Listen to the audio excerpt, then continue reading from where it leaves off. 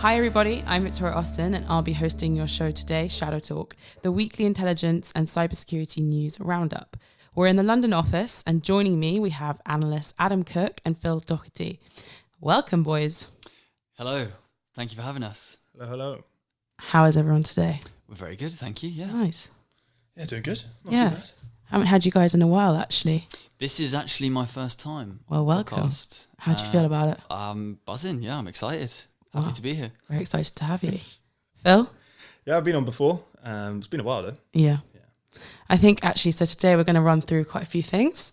I think the biggest story is the Bluekeep announcement. So the Metasploit Project published an exploit for the Bluekeep worm.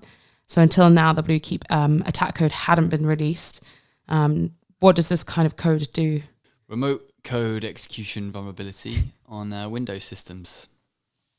So, successfully exploited on a target's machine gives the attacker the ability to execute arbitrary code and, can therefore lead to remote access and control, letting the bad guys do all sorts of bad things. Yes, actually, the Digital Shadows Photon team actually tested this remote code, and they highlighted that the exploit not only gives the attacker kind of remote access to the target system, it also gives the attacker the highest level of privilege. And I think another thing to kind of think about in this kind of release is the fact that the remote code hadn't been released until now. So there were some presentations that were released, but the actual POC hadn't been. And I think the release itself is quite important. From Metasploit's perspective, their goal was to kind of spread knowledge about the vulnerability. They argued that it kind of helps organizations defend themselves. But I guess on the other side of that, there is kind of this criticism that the exploit can now be used by attackers, because they now have the working exploit, which could mean that they could carry out everything that is needed to be successful in a Bluekeep field attack.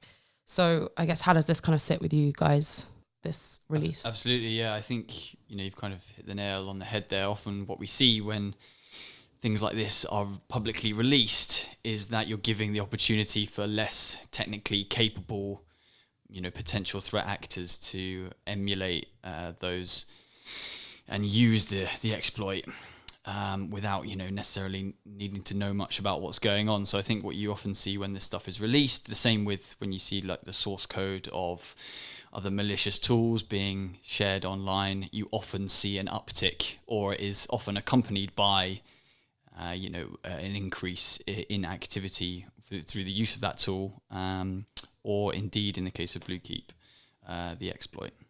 Yeah, I think from our side as well, the likes of the research that Adam himself do on a daily basis, we see loads of potential attacks coming through from the likes of Metasploit and like Mimikatz and all these different like frameworks. So any sort of additional exploit module that gets put into that, it's going to be an add-on to a potential attack.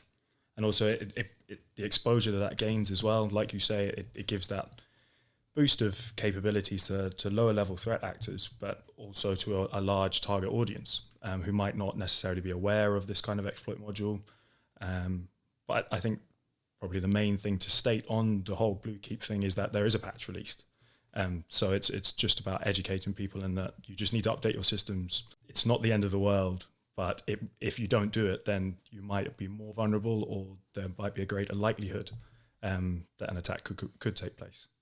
I think if anything, if they haven't done so already, this is a good nudge. Might not have been intentional from Metasploit, but it's a good nudge in the right direction for those that are yet to implement relevant patches. Yeah, it gets a lot of media attention as well because of that whole self-propagating capability that Bluekeep has. So any increase in attention like that as well is going to get attention from potential threat actors. So the faster you act on it, the faster you'll be able to mitigate any situation. Do you think that the media attention is sensationalizing Bluekeep?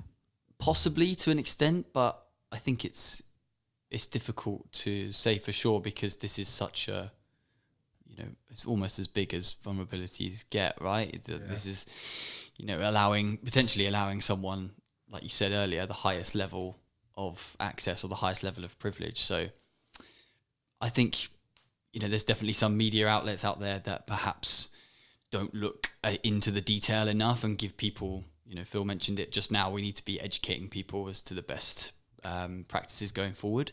So they might be guilty of that, but I think it's quite hard to sensationalize vulnerability like Bluekeep somewhat. Yeah, I think on paper, it is a high level, like quite critical vulnerability. But as there is a patch released, you just need to update that system, right? Exactly. And then that's kind of the mitigation against it. Mm-hmm. So on paper, probably it wouldn't necessarily sensationalize it because it is such a high level one. But I think the media attention that it garners can sometimes exacerbate things. Absolutely. Yeah, I'd agree. Yeah, I think another piece of recommendation that we gave is that if you haven't patched already, you should look to patch immediately. Yeah.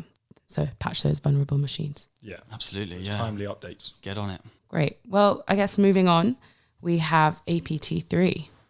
Who are they? What do they do? That sigh tells you everything. Big old sigh. So APT3 are a Chinese or supposedly Chinese state-associated threat group. And why do you say supposedly? What's the kind of hesitation around that? So we can never be sure, Yeah. because we don't necessarily have access to the fundamentals of the Ministry of State Security in the People's Republic of China. We base that on a likelihood. So the infrastructure that we see, the capabilities of the group, we can say they are likely a state-associated group, but we can never say for certain. Sort of thing. But APT3, like all Chinese state-associated groups, they are highly capable. They use sophisticated tools. They use their own custom malware. Their methods and TTPs are up there with the best. And the People's Republic of China, those groups, the likes of APT10, APT1 and 2, they are arguably of some of the most sophisticated groups in the world. And there are only a handful of other regions that are like that. So the likes of the National Security Agency in the United States, the likes of the United Kingdom, these are other like high-profile countries that have that sort of capability. Now with APT3, reports came out a while ago that they were using the tools that were associated with a group called the Equation Group, and they are a National Security Agency associated group. So that's directly from the United States. And in 2017, a separate group called Shadow Brokers had released information or leaked information about the tools that Equation Group uses.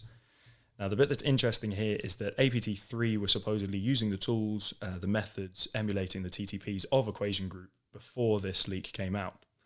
And it doesn't sound too interesting. It happened a while ago, all of this sort of stuff. But the behaviors and the nation state monitoring that goes on, it brings questions as to whether APT3 were the associated group with the tools originally, or whether it was actually Equation Group. And if they were originally the state that were associated with them, where did they get them from? How come there's all this confusion that's going on at the moment? Off the back of all these reports, one of the security vendors, they did a bit of a deep dive into one of the particular tools used by APT3, and it's called BEMSTOR. Forgive me if that's completely pronounced wrong. But BEMSTOR is a collective of different exploits, different 0 days that APT3 has identified, but it uses some of the primary code from a tool called Double Pulsar, which is associated with Equation Group.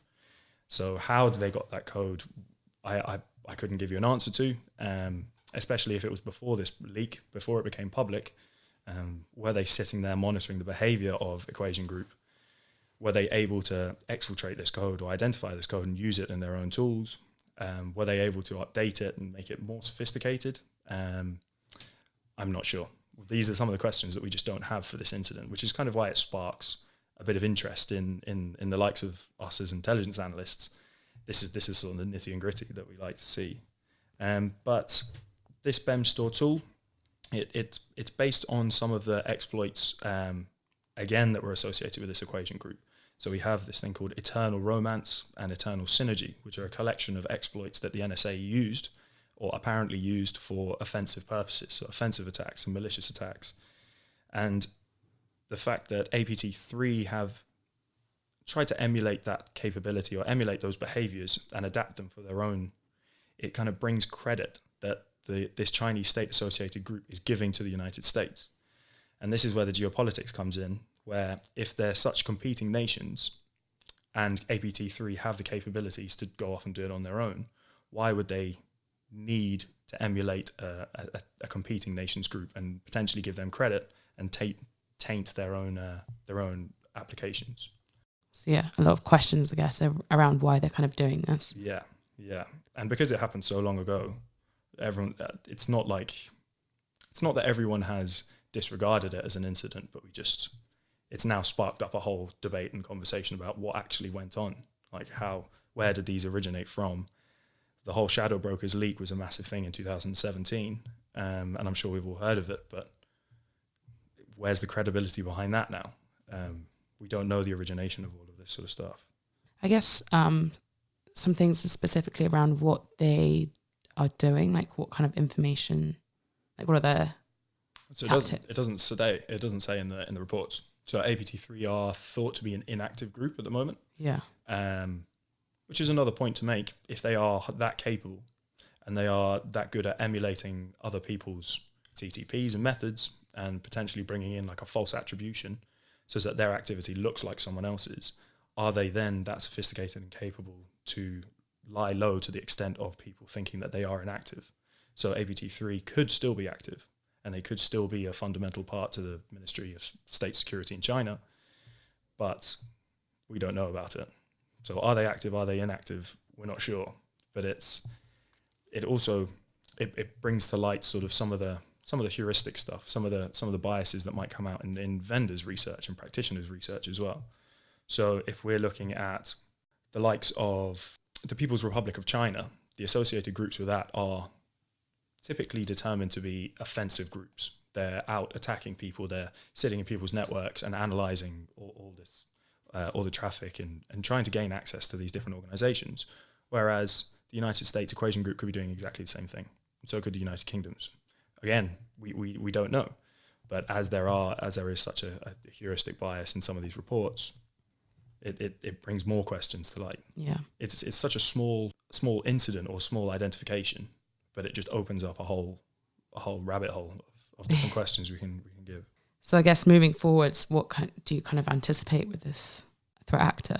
Or I guess more in terms of like reporting, do you think people will be watching this a bit more closely? I think people will probably pay more attention outside of their typical worries of nation-state associated threat groups. So we've all heard the names APT10, APT1, 28, all of these are the known malicious cyber actors.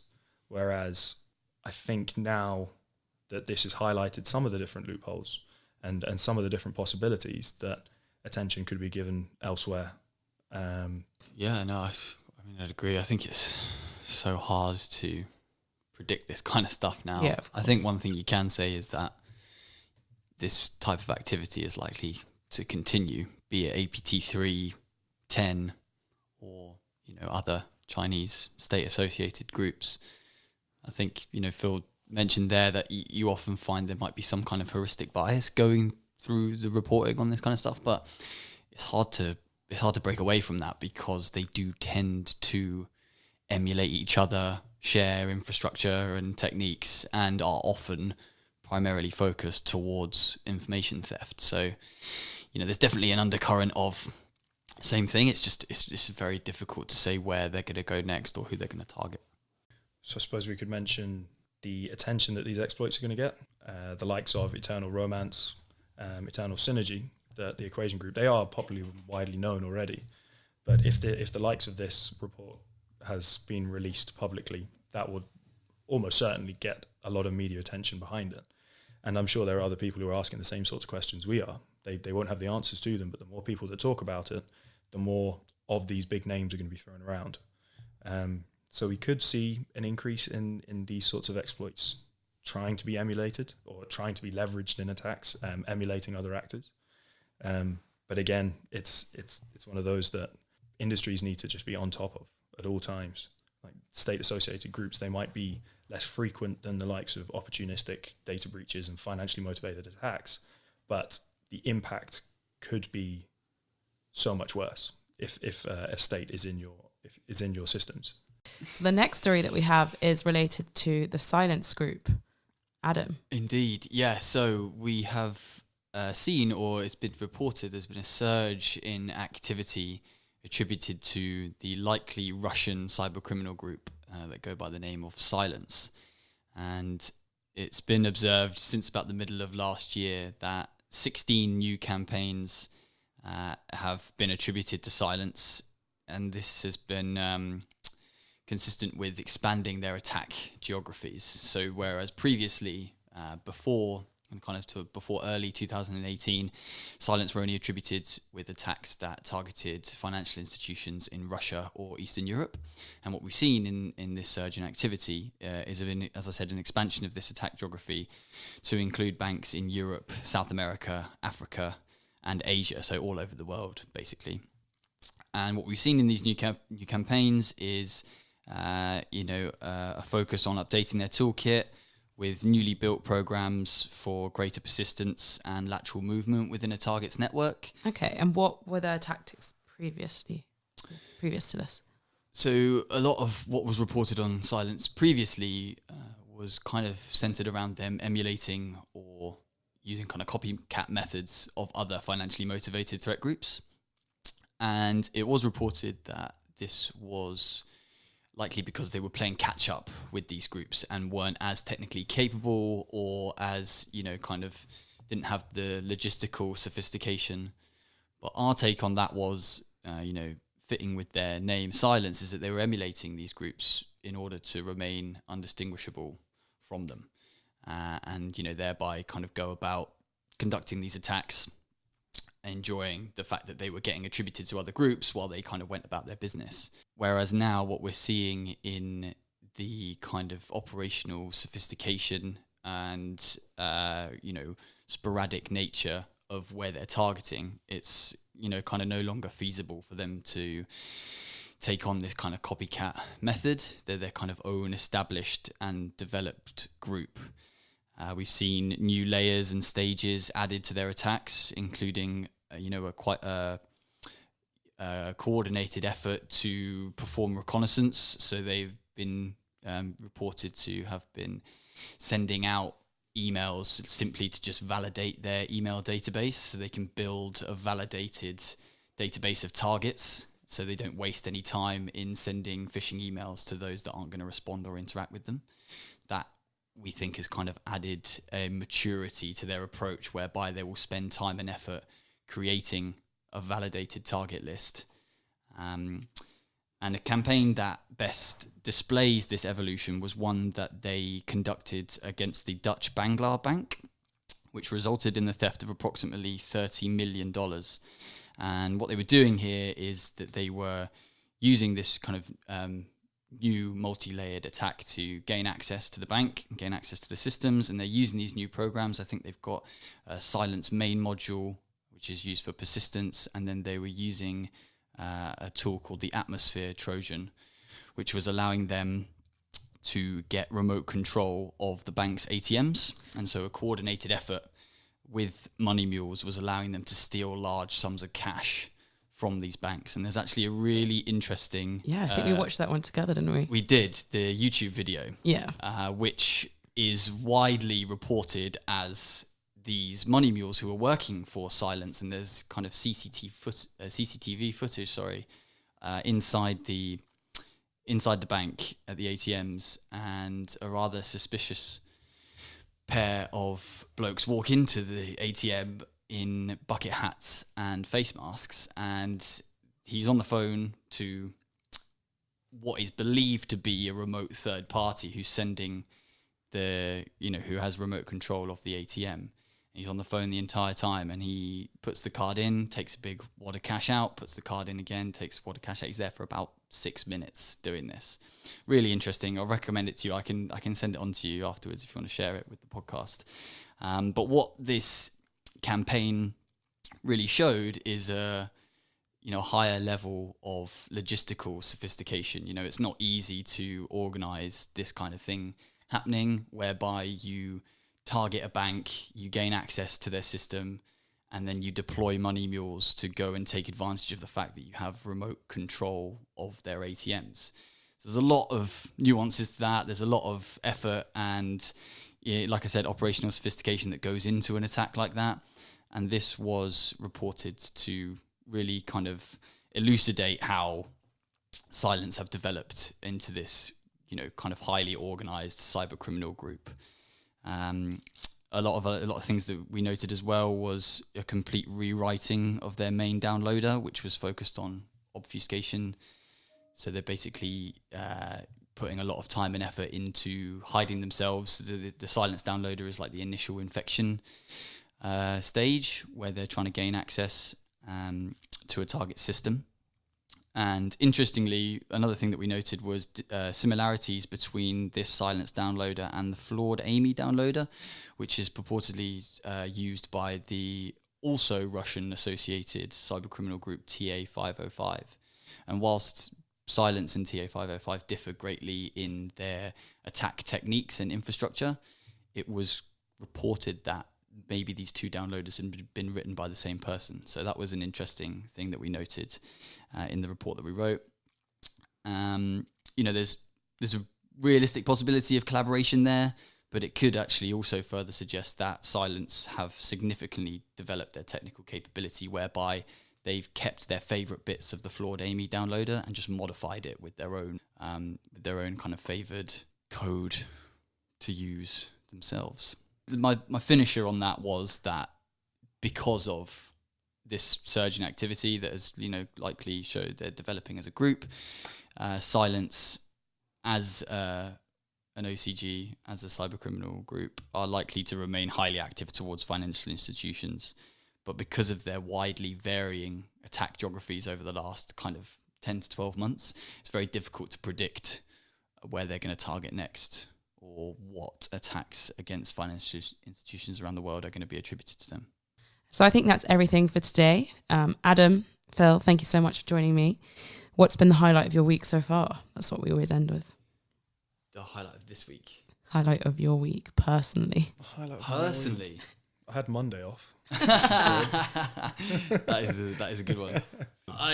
We've given up. To be fair, no, I did like my 4th or 5th Kaikuro this week. Can you what is the Kaikuro? It's the maths one. So I have stayed away from the maths puzzles in the newspaper for a long time, simply because man don't do maths. But I felt it was a waste, and I did actually complete one the other night, so I was very proud of myself for that. No, highlight of the week this week. I don't know, we made it to lunch by only losing 1 wicket today in the cricket. That was a highlight. That's definitely an improvement on last week. So miracle more than a highlight. Up the boys. Let's win the last test. Nice. Okay, well, thank you very much, everyone. That is Shadow Talk for this week. Thank you, Victoria.